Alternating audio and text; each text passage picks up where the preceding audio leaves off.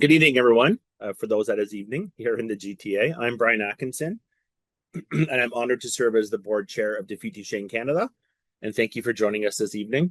On behalf of the board and the whole entire Defeat Duchenne Canada team, we appreciate your time to attend our 2026 Community Annual General Meeting. So, just a few housekeeping items before we get started into our agenda.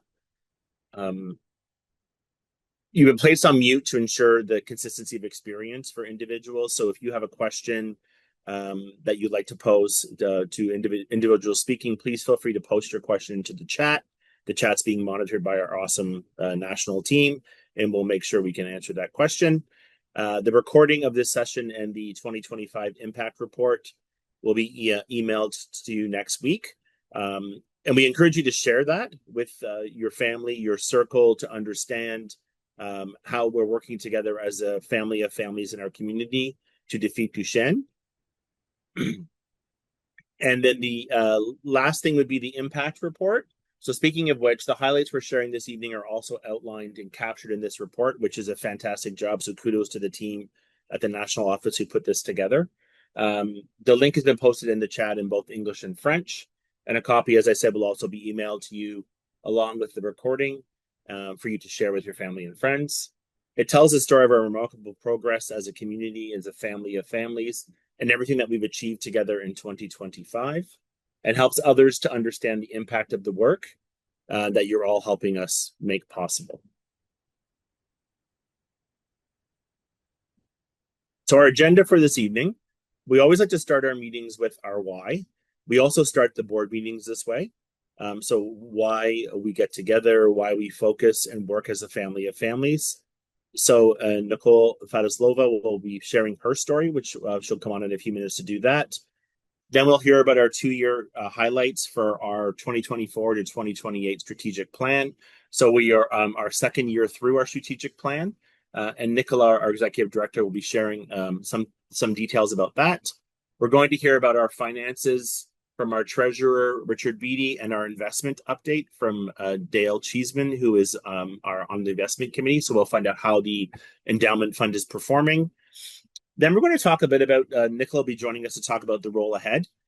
So what's happening in the organization with treatment, with advocacy, community engagement, and our pillars. She'll talk a bit about the future for the research and the advocacy work.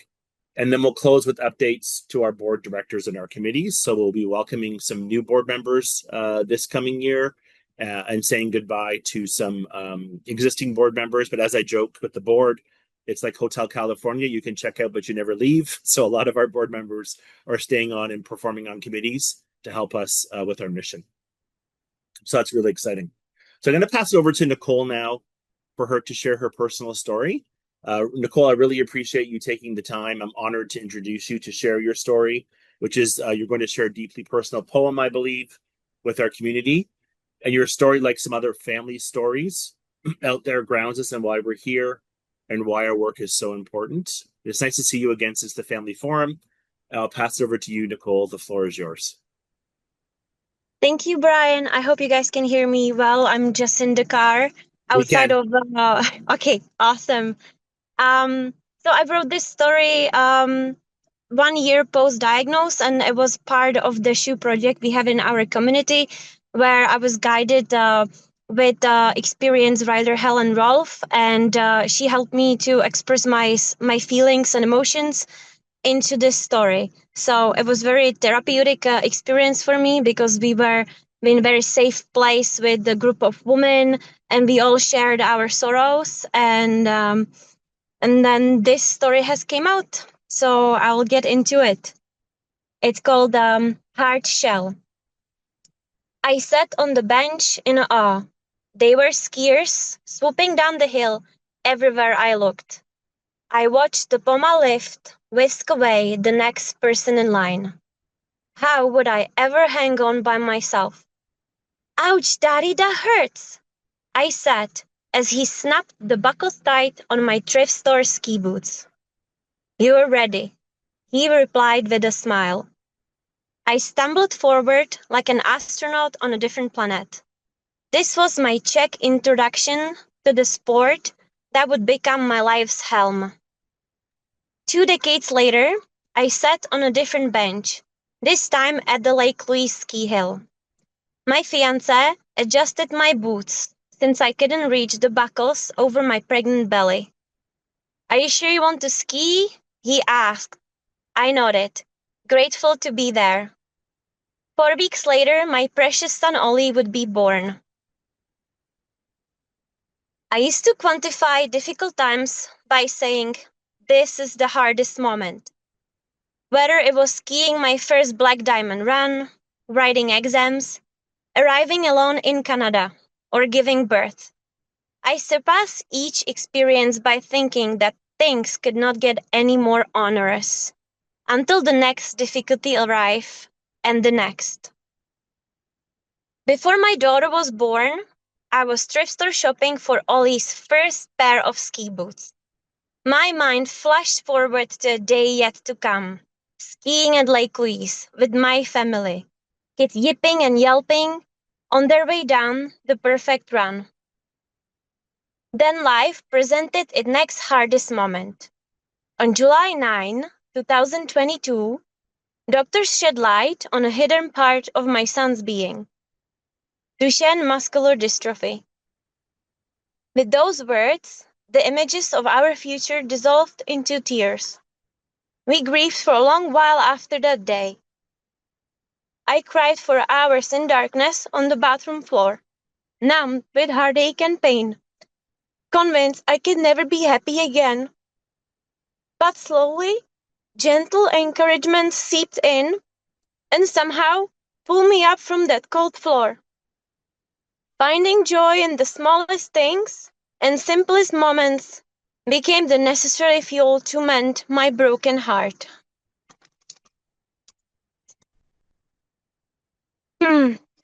During the summer 2023, 1 year after Ollie's diagnosis, I was wide awake on a warm August night. There was a meteor shower, and I was obsessed with thinking, what if this was Ollie's only chance to see a falling star?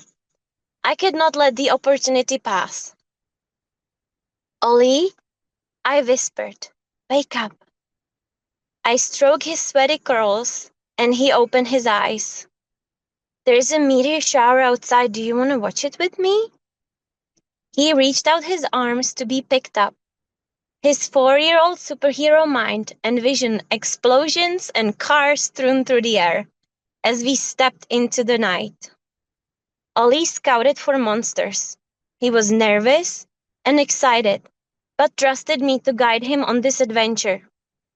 We lay down on a blanket, his tiny body still warm from sleep.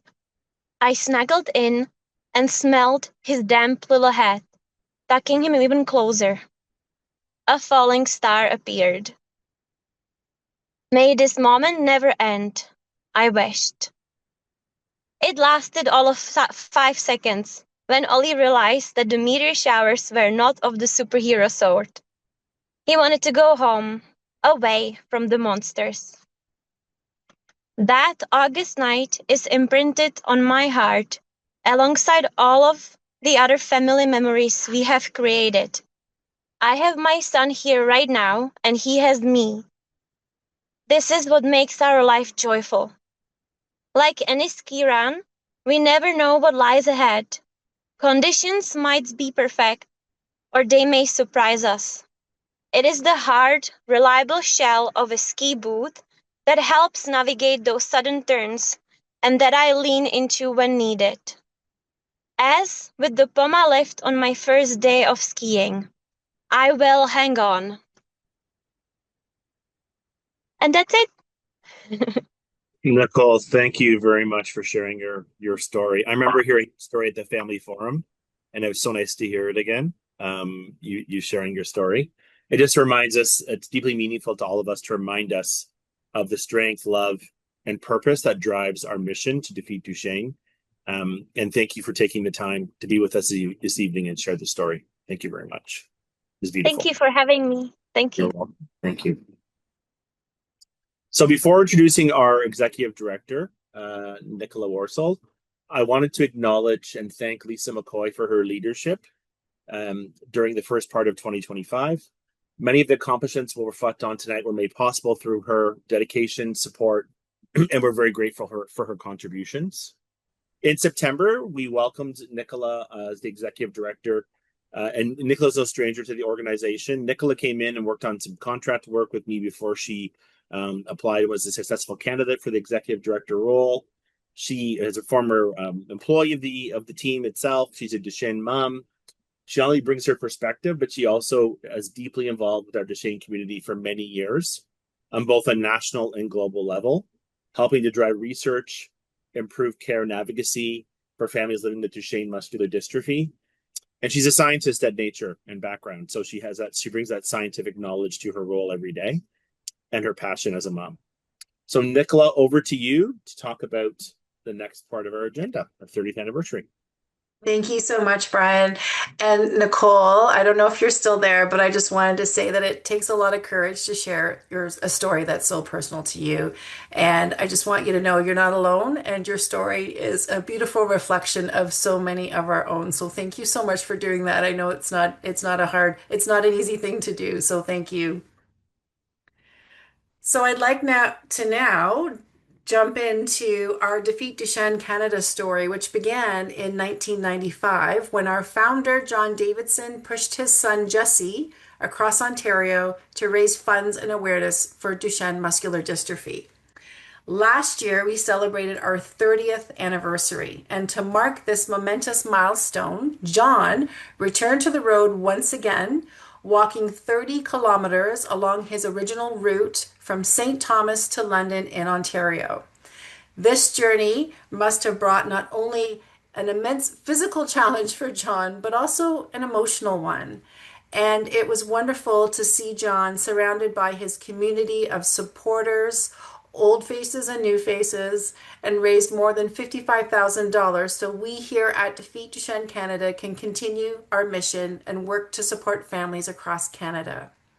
We captured a few moments from the day to share with you, so please join me in watching this video.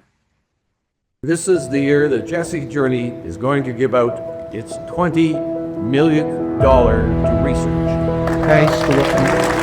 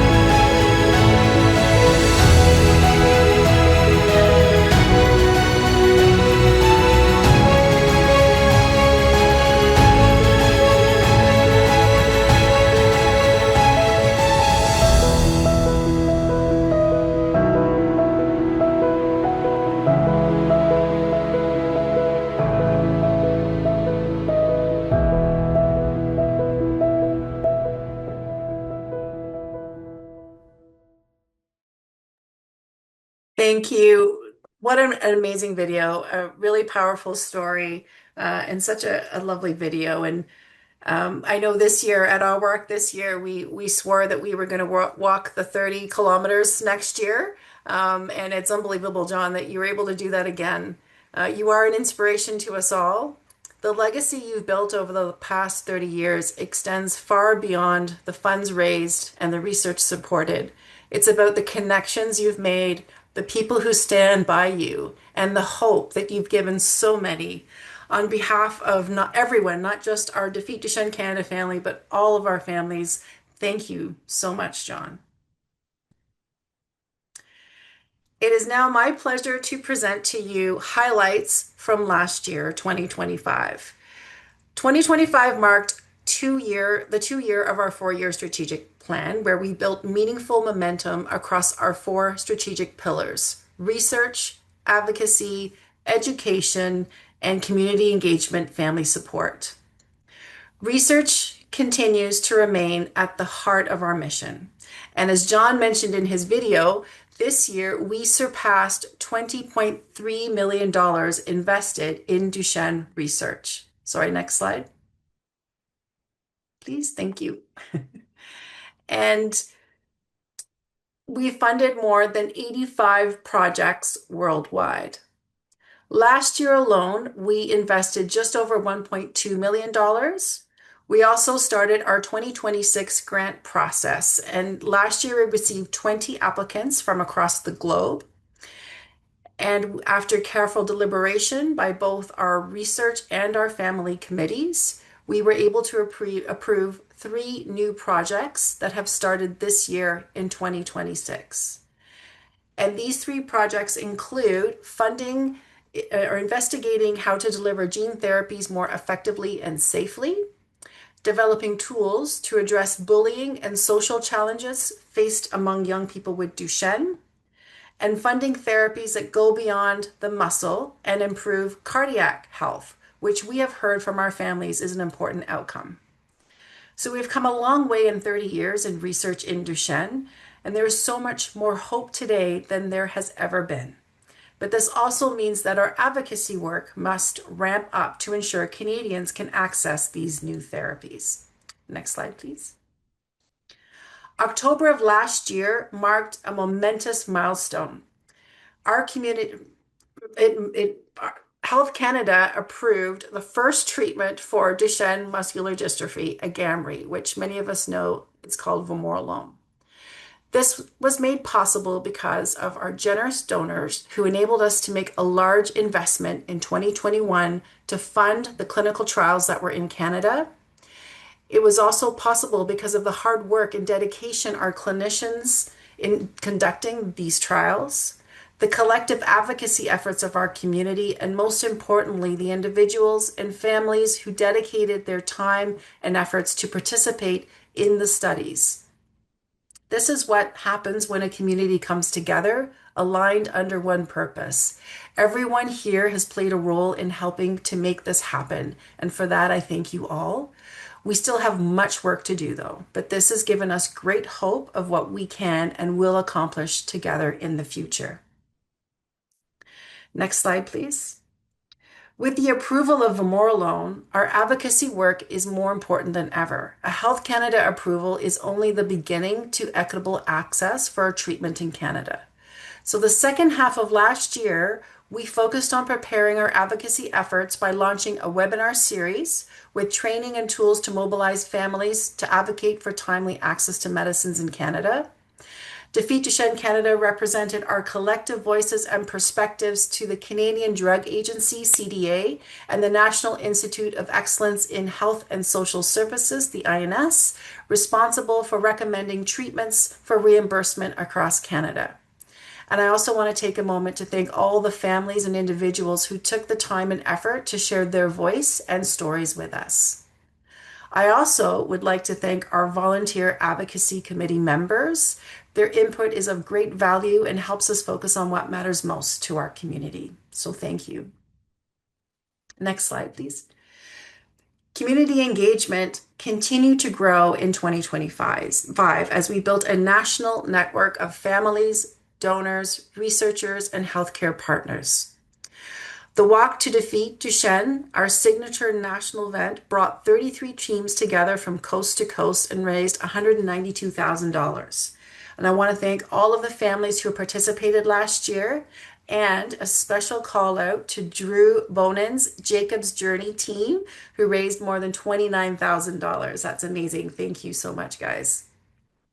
In 2025, we connected with over 500 families, representing a 27% growth over the prior year, bringing us closer to our goal of reaching all of our 800 to 1,000 families living with Duchenne across Canada.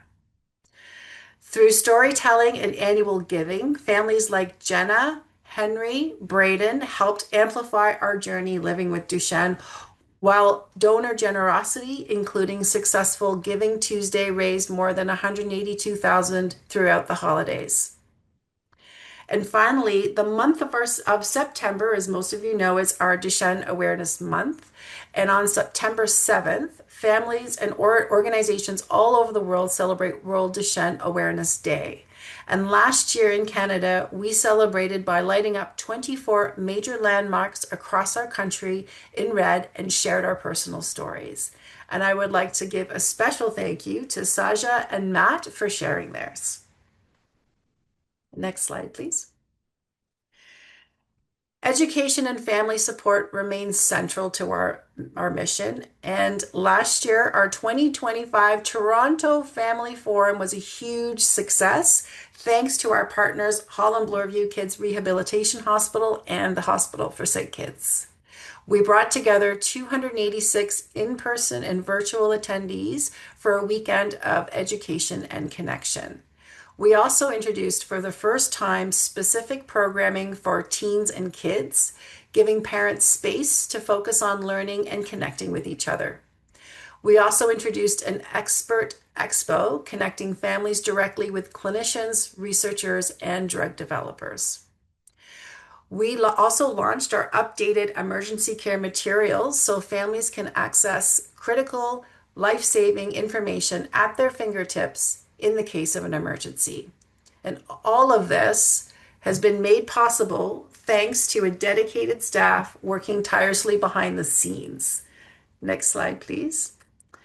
So first of all, I would like to take a moment to recognize and thank two staff members who concluded their time with us in 2025, and that is Judy Wiles and Jordan Hamilton.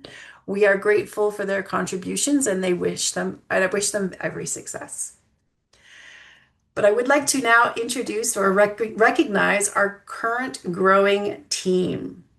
So we have Roslyn O'Connell, Jennifer DeRamo, Rafaela Fernandez, Rochelle Tanhoff, Bobby Vasher, William Marchand, and a familiar face to many, Rick Moss, who has come out of retirement to support the organization. I've had the pleasure of working with this incredible team over the last 10 months, and I am honored to stand with them. And I know our families are in great hands with this dedicated group of professionals leading the way. And if we go to the next slide, yes, thank you, Rick. So Rick is eager to get back into retirement. So we do have to put a plug in. We are currently searching for our next director of philanthropy. So if you have anyone in mind, please let me know. And I do encourage you all to share this opportunity with your networks. The applications close on June 19th. So with that, I would now like to invite two of our board members and champions of our cause to present our financials. So we have Richard Beattie, who's our board treasurer and Duchenne dad, and Dale Cheehan, also a board member and Duchenne uncle, and sits on our investment committee. So thank you both. Richard, I will pass it over to you. Okay. Thank you, Nicola. I'm pleased to share a summary of our 2025 financial results. Last year, our community came together to raise $1.9 million in support of Defeat Duchenne Canada. Every dollar reflects trust that we will invest responsibly in research, advocacy, education, support programs, and the operations that make this work possible. Fundraising revenue was primarily driven by major gifts, which accounted for 59% of the funds raised, followed by corporate partnerships at 17%, and community events such as the Walk to Defeat Duchenne at 11%. Additional support came from family and community fundraisers, direct mail, memorial giving, monthly donors, and foundation grants. In addition to these fundraising efforts, the Jesse Davidson Endowment Fund generated more than $1.5 million in investment income, helping strengthen our long-term ability to fund Duchenne research. Together, fundraising, revenue, and investment income resulted in total organizational revenue of approximately $3.5 million.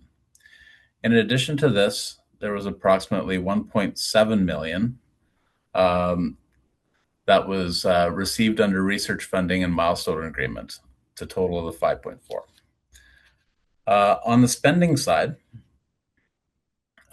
more than half of our investments in 2025, 54%, were directed to research, reflecting on our commitment to accelerating treatments and advancement toward a cure.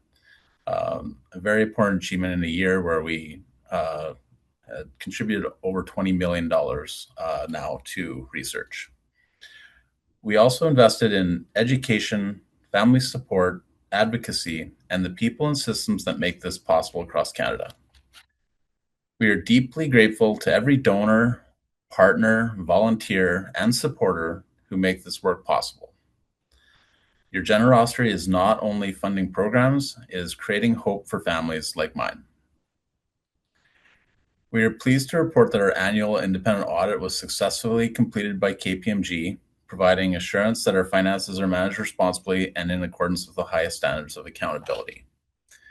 In keeping with our commitment to transparency, our audited financial statements are publicly available on our website, and the 2025 report will be posted later this week. Now over to Dale.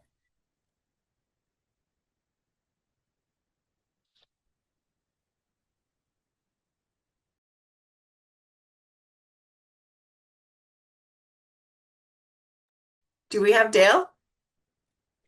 We have Dale. He was just promoted to a panelist, so he should be able to join us soon. Dale, if you don't mind turning on your audio and your camera.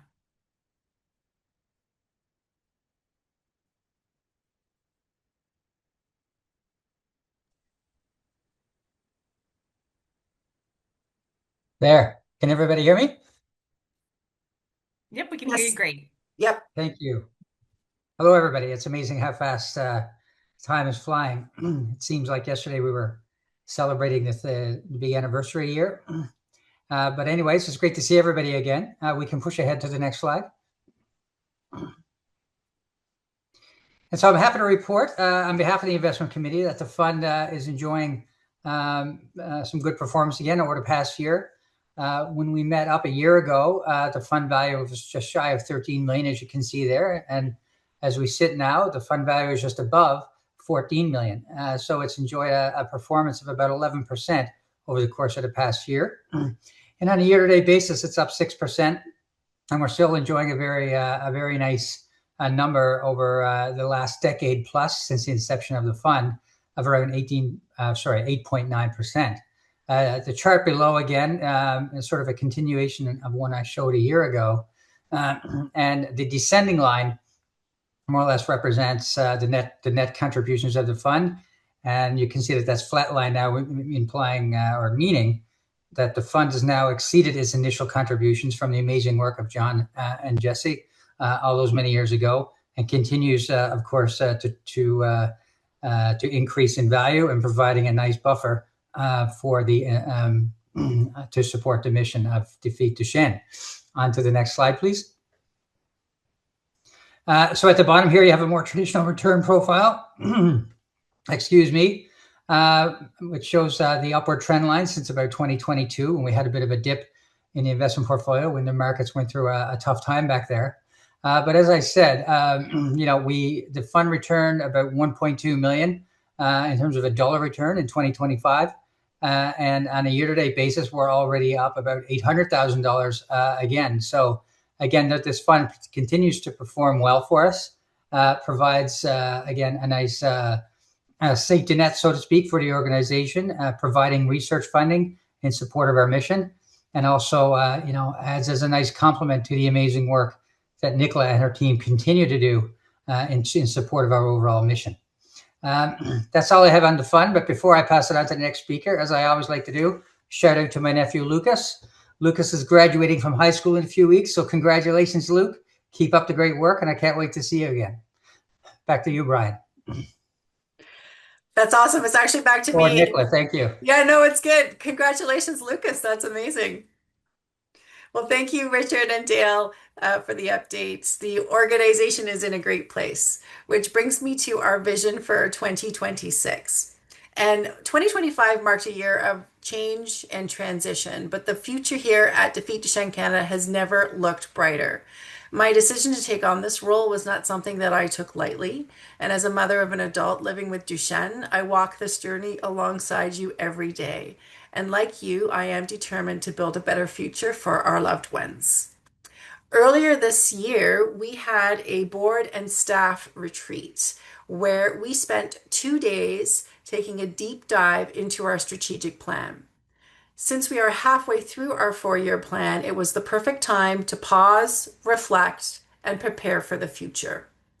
Our focus is clear, keeping our mission deeply aligned with our community while staying agile and ahead of innovation in an ever-changing landscape. We remain deeply committed to funding world-class research while also ramping up our advocacy efforts to ensure timely and equitable access to the treatments and care our families need. Our goal is to expand our focus to support families through every single stage of their journey, from newly diagnosed to adulthood. But we can't do this without your help and your input. Our families are the center of everything we do, and your voice and opinions are vital to our work. So keep an eye out for opportunities to share your ideas and experiences with us. I'm always just a phone call or an email away, and I would also love to hear your stories, your challenges, and your hopes, because it's together that we can build a brighter future. With that, I will now pass it over to 2 incredible ladies who just joined our team this year. Jennifer Duramo, who is going to give you a sneak peek into our vision for research and education, and Rosalind O'Connell, who will do the same with our advocacy work. So thank you, ladies, and Jennifer, I'll pass it over to you. All right, just before I start, can you guys see and hear me okay? Loud and clear. Awesome. Thank you, Nicola. The research landscape for Duchenne continues to evolve rapidly, and Canada is at the forefront of that progress. With our Duchenne families, we are developing a comprehensive research funding strategy that includes 3 different funding streams so that we can stay responsive to emerging science while also continuing to prioritize what is important to Duchenne families. With our Canadian Duchenne families in mind, we want to ensure that the innovative research we support continues to be meaningful to you and has the ability to impact your lives in a positive way, whether that's by improving clinical outcomes or reducing the overall disease burden. In fact, the themes that we're using to help guide this strategy include codifying. So in many ways, we want to capture what we're currently doing and keep that, but we also want to be responsive to capture relevance, and we want to be impact-driven and patient-focused to ensure that Duchenne families are at the center of everything we do. Once this strategy is finalized and then presented to the board, we can share our research strategy with the broader Duchenne community in detail. And then beyond research funding, we are building the infrastructure to accelerate Duchenne research in Canada. While we will continue to establish collaborative relationships with researchers and experts across Canada, we are also developing more efficient ways to communicate research advances to families, translating science into usable information. We are also developing better ways to promote clinical trials to our families, and this is really important because increased clinical trial awareness could mean the difference between a family accessing a treatment or missing out entirely. So all of this is in motion. Next slide. And I wanted to touch briefly on our education and support strategy since I oversee both pillars. Our vision here is to create opportunities and educational resources and to share information centered around 4 priority commitments as outlined in the slide you'll see. and to collaborate with our other pillars internally to support our mission. So a high priority, as Nicola was mentioning earlier, is to produce materials, especially educational materials, that cross the lifespan. So from diagnosis through to adulthood, not just young children. Adult care is one of our current focuses at Defeat Duchenne Canada, not just in education, but throughout all our pillars. We also want to ensure the community is ready for treatments that are coming down the pipeline, such as gene therapy, among others, which is why one of our current initiatives is to develop a gene therapy education night and toolkit, and we'll share more about this at a later time.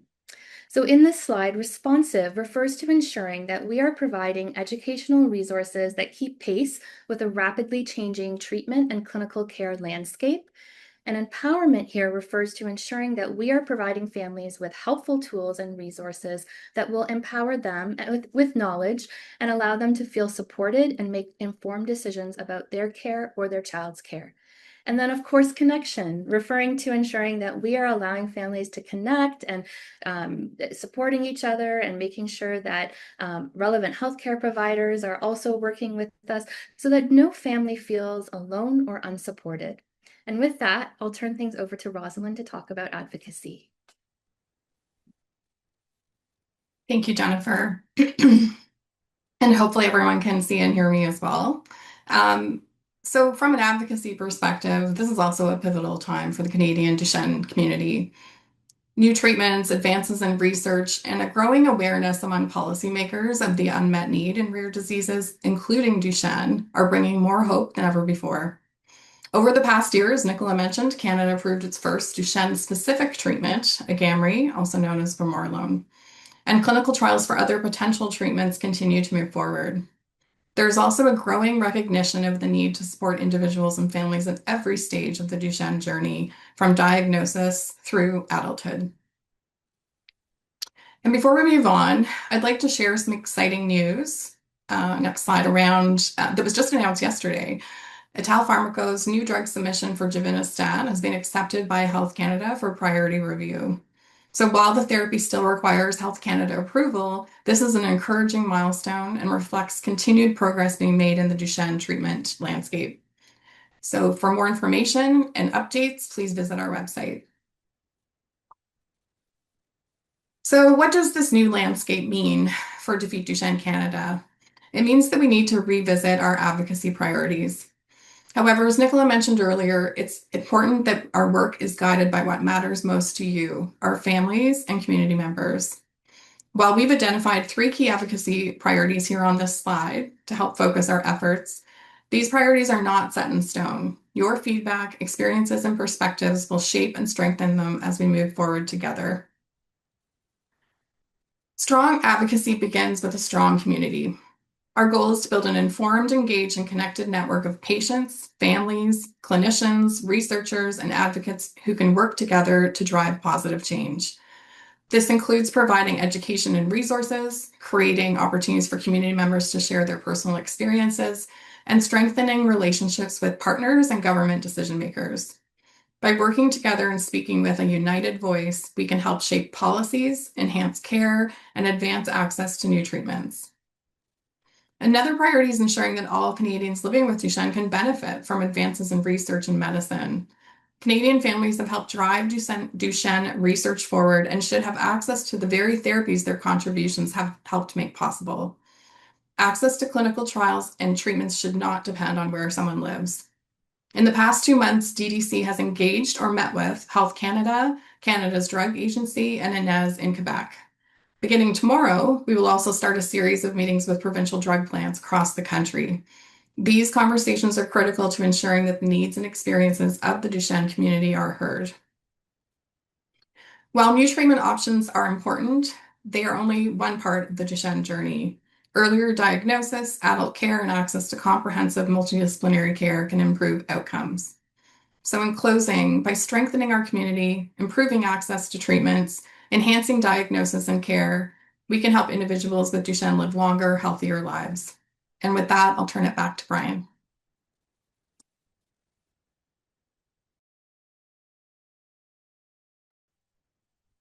Great. Thanks, Rosalind, for the update. Thank you, everyone, for the updates. Really appreciate it. That's great news on the Telpharmaco update also. So I wanted just to talk a bit about the team, the extraordinary team that we have. So we extend our sincere gratitude to the 2025 Board of Directors for their leadership, commitment, and steady guidance over the past year. Last year was a year of change, and wanted just to thank the board for helping us navigate through the change and supporting the national team. So I also wanted to talk about the officers' roles. So next slide, please. Oh, so, okay, sorry. So the list here I have is the names of the officers, but I'll just go through quickly who the officers are. So myself, Brian Atkinson, as the board chair, Richard Beattie as the treasurer, and Nikki Kennedy as the secretary. And our board directors, Tom Capelli, Dale Cheeseman, John Davidson, Lisa Hoffman, Hans Lochmuller, Eric Morden, Natalie Rumscheit, Katie Schultz, Tushar Shakya, Doyle Stike, and Bonnie Wooten. And now on to some departures from the board. So as we worked on our board governance, going forward, a board member is able to participate in 2 3-year board terms. And then they're required to take a break for a term. And if they want to return to the board, they can go back through the nomination process. So as we formalized that process over the last few years and enhanced our bylaws, we have a few board members whose terms are coming to an end. So as I said earlier, this is like Hotel California. You can check out, but you can never leave. So I want to give a thank you to Dale Cheeseman for his 6 years of service on the board.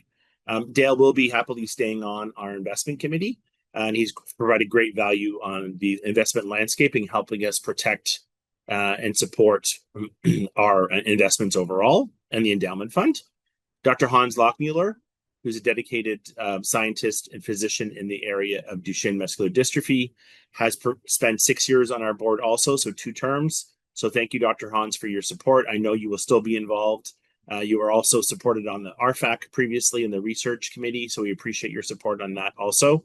And then also astounding, Dr. Lisa Hoffman has been on the board for 16 years of service, which is incredible. So thank you, Dr. Lisa Hoffman. You've been heavily involved in chairing the RFAC committee. I'm aware you will stay on the RFAC committee going forward and continue to lend your expertise and knowledge to the organization, which is fantastic. Now, with the departures, I also wanted to discuss the new board members that will join the board. So in our previous meeting, the board has approved, and the members meeting has approved this new slate of board directors who will be joining us. So we have 4 new board directors joining us. Some of the names may look familiar to you from the past or your involvement in our family of families. But I'll just read out their quick bios. So Ella Koritz-Smith, as a company builder, biotechnology entrepreneur, an experienced board director with a strong scientific background and sector expertise in cell and gene therapy, biologics, immunotherapy, and regenerative medicine. She is committed to positively impacting people's health and building a vibrant biotechnology ecosystem for the next generation. So Ella, welcome to the Defeat Duchenne Canada board. We look forward to you actively participating in our September session, our first session for next year. And Dr. Laura McAdam, who many of you may know, is a pediatrician at Holland Bloorview, a clinician, investigator, and physician leader specializing in rare genetic and neuromuscular conditions. Her practice focuses on children with youth with neuromuscular conditions, including DMD, where she leads an interdisciplinary care team. She also serves as associate professor of pediatrics at the University of Toronto and a clinician investigator at the Bloorview Research Institute. So, Dr. Laura, I know you and from my time on the board and being involved with Defeat Duchenne, and we're really glad you're going to join us on the board. So, welcome to the board. The next individual joining our board is Dr. Leandra Wells, a pharmaceutical general manager and healthcare executive with experience in commercial partnerships, brand strategy, organizational and AI transformation, and strategic planning. She has served as a board director for Verotech Biosciences and the Mount Sinai Fertility Clinic, and on Mount Sinai's business development and patient safety and quality committees. So, Dr. Leandra, welcome to the board. Look forward to working with you. And the last but not least, a name that you may recognize from his time leading this great organization is Perry Essler. Perry is a well-respected community leader with 25 years of philanthropic fundraising and not-for-profit management experience. As former CEO of Defeat Duchenne Canada, he brings foundational knowledge, governance understanding, and long-standing commitment to our cause. Please join me in welcoming our new board members, and we are grateful for your willingness to serve on our board and serve our community and help us meet our mission of defeating Duchenne. We look forward to all the future things we will accomplish together. So again, welcome to the board. So I want to also spend a moment to thank our committees. So as the board operates, we have a number of committees, and this is the look for the 2026 committees that are will be going forward and proceeding. So on the executive committee is myself as the board chair, Richard Beattie as our treasurer, Bonnie Wooten, who's a board member, is departing the committee but will be staying on the board, and Dale Cheeseman, who will be departing the board but staying on the investment committee. So thank you for your contributions, both Bonnie and Dale. And I'd like to welcome Natalie Rumscheit, who is our new vice chair of the Defeat Duchenne Canada board. And in that role, Natalie will be joining the executive committee. Our governance and nominations committee, Bonnie Wooten has chaired that committee very skillfully. Doyle Steiche and Tom Capelli are on that committee. Now, this committee has done a lot of work this past year on our bylaws, updating our bylaws and policies. And they're actually the committee that works on the recruitment and selection to bring forward to the board of our new board members. So there's a large work with this committee. So thank you for your work. So Natalie will be departing that committee because she'll be moving on to the executive committee. So a big shout out and thank you to our governance and nomination committee for the workload you've fostered and led this past year. And looking forward to all the things we'll accomplish in 2026. And our investment committee, Stephen Dench, Mike Morden, James Knowles, Matthew Hunter, and Jael Cheeseman. I would like to welcome Mike Sheffer, who will be joining the committee, and would like to sincerely thank Shireen Davidson, who is from the Davidson family, who has been on our investment committee for a number of years and will be moving off the committee. Shireen, thank you for your guidance and support as we protected the investment of Defeat Duchenne Canada. So our Research Advisory Funding Committee, also known as our RFAC, be Dr. Lisa Hoffman, Dr. Natasha Chang, Dr. Eric Hoffman, Dr. David L. Mack, Dr. Jean Ma, Dr. Chomashumi Yokoto, and Dr. Amanda Yakorski will be on our RFAC committee in 2026.